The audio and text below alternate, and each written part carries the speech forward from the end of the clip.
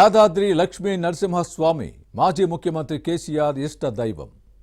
అధికారంలోకి వచ్చిన తర్వాత ఆలయాన్ని దివ్యధామంగా తీర్చిదిద్దారు. కానీ ఇటీవల జరిగిన స్వర్ణ గోపురం కుంభాభిషేకానికి గైర్హాజరవ్వడం చర్చనీయాంశంగా మారింది. ఆధ్యాత్మిక క్రతువుకు కేసీఆర్ డుమ్మా కొట్టడంలోని ఆంతర్యమేంటి? ముఖ్యమంత్రి రేవంత్ రెడ్డితో కలిసి ప్రోగ్రాంలో పాల్గొనడం ఇష్టం లేకే గైర్హాజరయ్యారా? Was the story?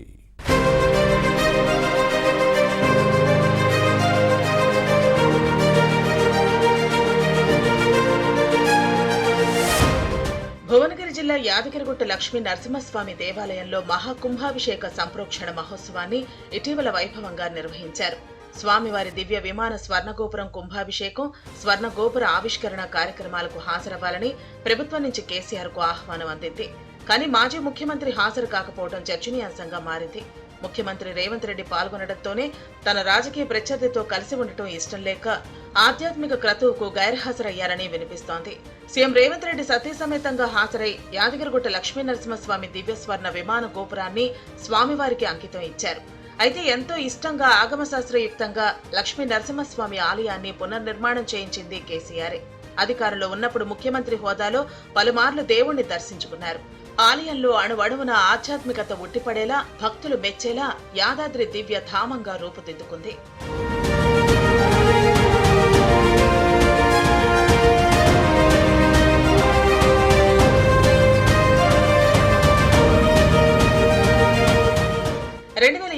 మార్చి 28న ఆలయ మహాకుంభ సంప్రోక్షణను అప్పటి ముఖ్యమంత్రి కేసీఆర్ నిర్వహించారు.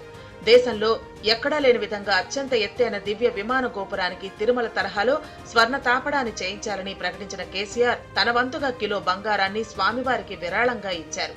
125 కిలోల బంగారంతో దివ్య విమాన గోపురానికి స్వర్ణ తాపడం చేయడం కోసం భక్తులను భాగస్వాములను చేశారు. టీఆర్ఎస్ ను బీఆర్ఎస్ గా మార్చినప్పుడు ఆ పత్రాలను ఇష్టదైవమైన లక్ష్మీ నరసింహస్వామి సన్నిధిలో ఉంచి పూజలు నిర్వహించి భారత రాష్ట్ర సమితిని ప్రకటించారు. అయితే కొన్ని కారణాలతో స్వర్ణతాపడం చేయించడంలో జాప్యం జరిగింది. గత ఎన్నికల్లో కాంగ్రెస్ అధికారంలోకి రావడంతో సీఎం రేవంత్ రెడ్డి త్వరితగతిన స్వర్ణతాపడం పనులను పూర్తి చేయించారు.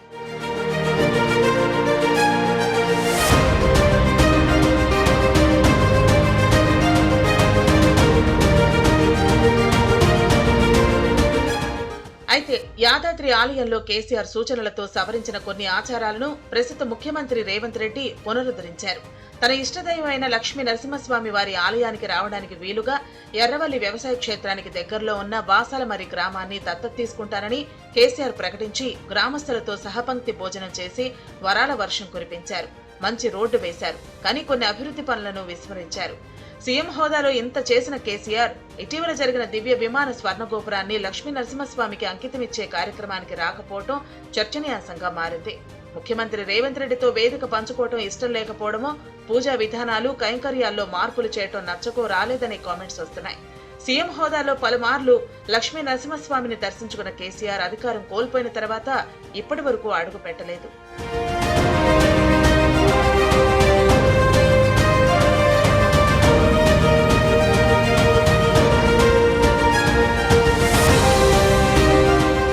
ప్రతిపక్ష నేతగా ఉన్న కేసీఆర్ శాసనసభ సమావేశాలకు హాజరవ్వటం లేదు. ఆ మధ్య ఒకసారి సభకు వచ్చి వెళ్లిపోయారు. ఆ తర్వాత అసెంబ్లీలో అడుగు పెట్టలేదు. సభా వ్యవహారాలను మాజీ మంత్రులు కేటీఆర్, హరీష్ రావే చూసుకుంటున్నారు. ప్రభుత్వంతో ఢీ అంటే ఢీ అంటున్నారు.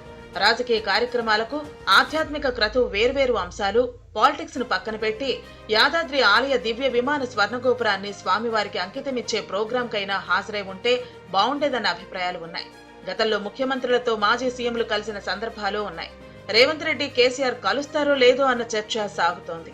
ఏం జరుగుతుందో చూడాలి.